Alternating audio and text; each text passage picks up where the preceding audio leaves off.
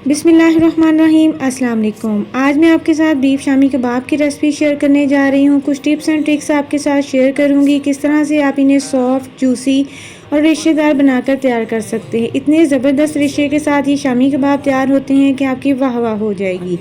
आप इन्हें 2 से 3 माह के लिए फ्रीज़ भी कर सकते हैं। इन्हें मटन और चिकन के साथ भी तैयार कर सकते हैं। कोई भी ईद हो, दावत हो, शामी कबाब के बगैर जो है वो दावत बिल्कुल अधूरी होती है। तो चलें जी, हम अपनी रेसिपी को स्टार्ट कर लेते हैं। यहाँ पर रेसिपी के लिए मैंने गाय का गोश्त ले लिया था 1 किलो बोनलेस। उसके मैंने बड़े बड़े पीसेस में कटिंग कर लिया था। इसको वॉश करके हमने अच्छी तरह से ड्राई कर लिया है। यहाँ पे मैंने चने की दाल आधा किलो ले ली थी, जिसको हमने 3 से 4 घंटे के लिए नीम गर्म पानी में भिगो दिया था। 2 हिस्से गोश्त और 1 हिस्से चने की दाल इस्तेमाल की जाए तो परफेक्ट कबाब बनते हैं। अब यहाँ कुकर में मैंने गाय का गोश्त और भीगी हुई दाल जो थी उसका पानी निकाल के हमने इसमें शामिल कर दिया है। 1 खाने का चम्मच हम इसमें लहसुन का पेस्ट शामिल कर रहे हैं। 1 खाने का चम्मच ही हम इसमें अदरक का पेस्ट शामिल कर रहे हैं और 1 खाने का चम्मच ही हमने इसमें हरी मिर्च का पेस्ट शामिल कर दिया है। 2 यहाँ पर मैंने दरमियाने साइज़ के प्याज ले लिए थे, जिनको बारीक बारीक कटिंग कर लिया है, वो हम इसमें शामिल कर देंगे। 1 खाने का चम्मच मैंने इसमें नमक शामिल किया है, आप अपने टेस्ट के अकॉर्डिंग शामिल कर सकते हैं। 1 खाने का चम्मच ही भर के मैंने इसमें सुर्ख लाल मिर्च का शामिल किया है और 1 खाने का चम्मच ही इसमें मैंने कुटी हुई लाल मिर्च शामिल की है। 1.5 खाने का चम्मच मैंने शामिल की थी, आप अपने टेस्ट के मुताबिक शामिल कर सकते हैं। धनिया पाउडर 2 खाने का चम्मच हम इसमें शामिल करेंगे और यहाँ पर गरम मसाला मैंने 1 खाने का चम्मच इसमें शामिल कर दिया है। ज़ीरा पाउडर भुना और कुटा हुआ था 1 खाने का चम्मच इसमें शामिल कर रही हूँ। 2 हम इसमें दालचीनी के टुकड़े, 3 से 4 अदद हम इसमें लौंग, 1 बादियान का फूल और 1 हम काली इलायची इसमें शामिल कर देंगे और 2 से 3 हम इसमें तेज़पात शामिल कर देंगे। 1/4 खाने का चम्मच हमने इसमें हल्दी शामिल की है और 1 खाने का चम्मच हम इसमें चाट मसाला शामिल करेंगे। यहाँ पर 3 गिलास के करीब मैंने पानी शामिल कर दिया था, ताकि बीफ जो है वो गलने के लिए थोड़ा टाइम लेता है। हमने पानी यहाँ पर ज़्यादा इस्तेमाल करना है कि बीफ हमारा अच्छी तरह से गल जाए।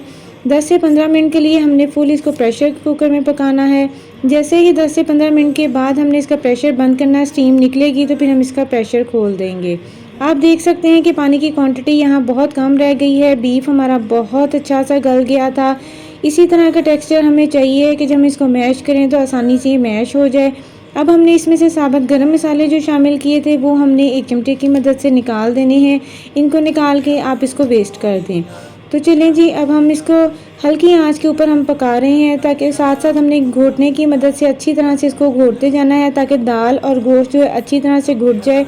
और जो पानी है इसके तमाम जायका, इसके तमाम स्पाइसेस जो हैं वो इसी में शामिल हैं, इसलिए हम इसको निकालेंगे नहीं, इसी में खुश्क कर लेंगे।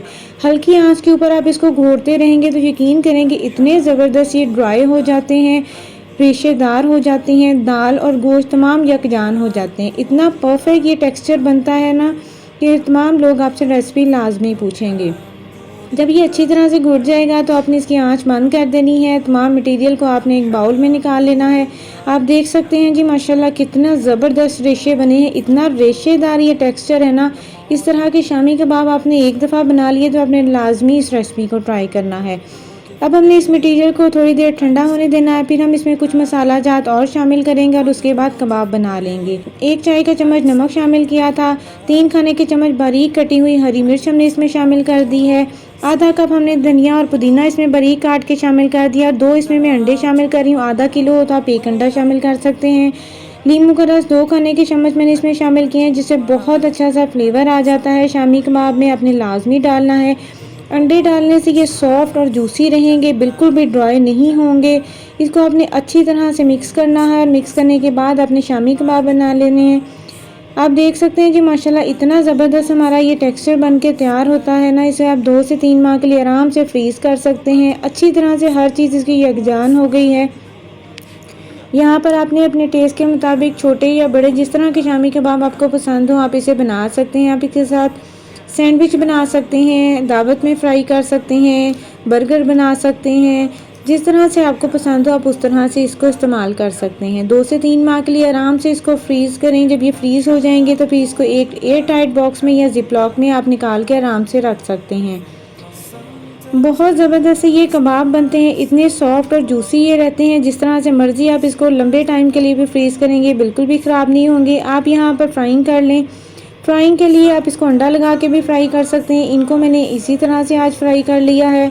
अंडे के साथ भी फ्राई कर लें, वो भी बहुत अच्छी सी लुक दे देता है। इनकी हम एक साइड से हल्के से गोल्डन कलर नज़र आने लगेगा तो फिर इसकी साइड चेंज करेंगे। बड़े ज़बरदस्त ये कबाब हमारे बनके तैयार होते हैं।